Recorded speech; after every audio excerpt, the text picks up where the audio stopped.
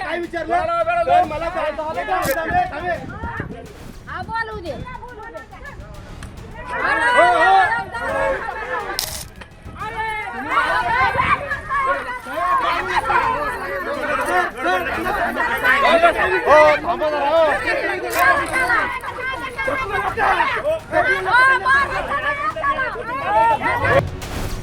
हा व्हिडिओ आहे तुळजापूरचा, ज्यामध्ये तुळजाभवानीच्या दर्शनाला आलेल्या भाविकांना पोलीस अधिकारी दमदाटी करताना दिसत आहेत.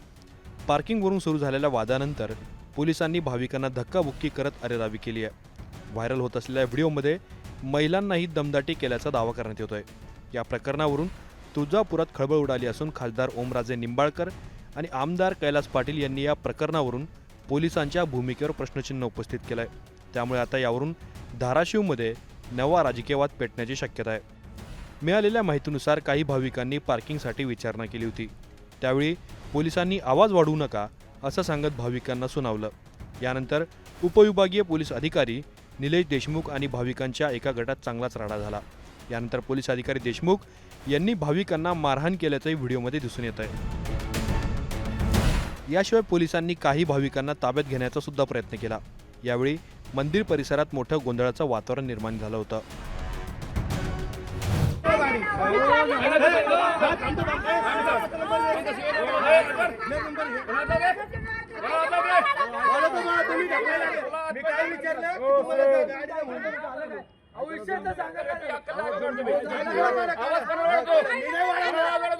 काय विचारलं मला पार्किंग सांगा. चेक करा चेक करा चेक करा. काय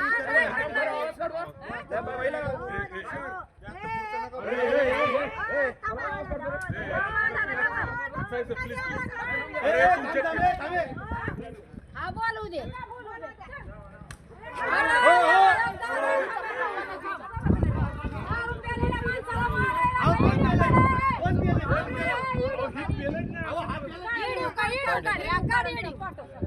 बायकाला मारायचं, पोलीस बायाला मारायचं.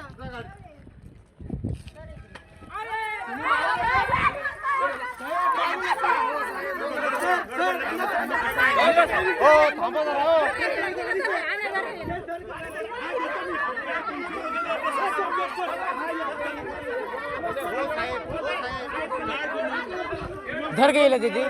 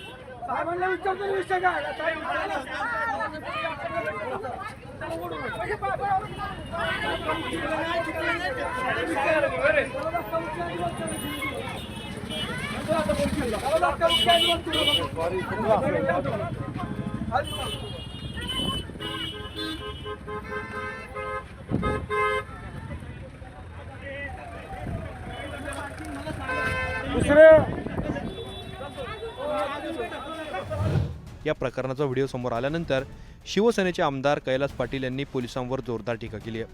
पोलीस ड्रग्ज प्रकरणातील आरोपींना सोडून भाविकांनाच मारहाण करत असल्याचा आरोप कैलास पाटलांनी केला आहे.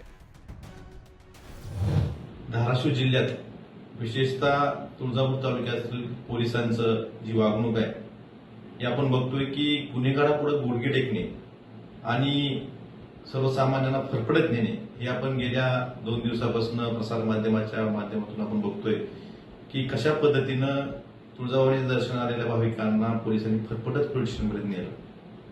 पण दुसऱ्या बाजूला एक गोष्ट सांगणं आवश्यक आहे की मागच्या आठवड्यात एक घटना घडली होती. गुटख्याची गाडी पोलिसांनी नळदुर्ग पोलीस स्टेशनच्या हद्दीत पकडली होती.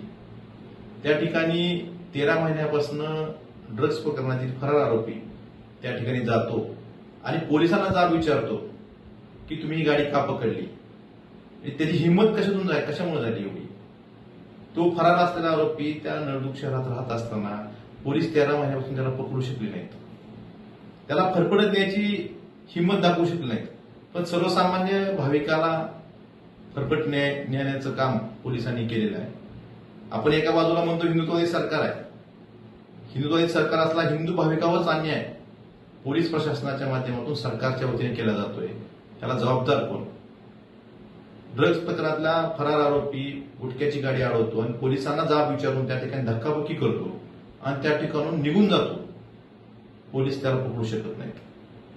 आणि दुसऱ्या बाजूला तेच तुळजापूर तालुक्यातील पोलीस सर्वसामान्य भाविकाला पार्किंगच्या क्षुल्लक कारणावरून फरफडत पोलीस स्टेशनपर्यंत येतात. महिलांना आपण बघितलं प्रसारमाध्यमात महिलांची कशी वागणूक दिली जाते. त्यामुळे माझी सन्माननीय मुख्यमंत्र्यांना विनंती आहे, गृह खातं आपण सांभाळताय, आपल्याकडे जबाबदारी आहे. आपण सुशासनाच्या नेहमी गोष्टी करता, गोष्टी सांगता. हेच आपलं सुशासन आहे का. हेच मी नाही तर महाराष्ट्रात प्रत्येक सर्वसामान्य हिंदू भाविक विचारतोय.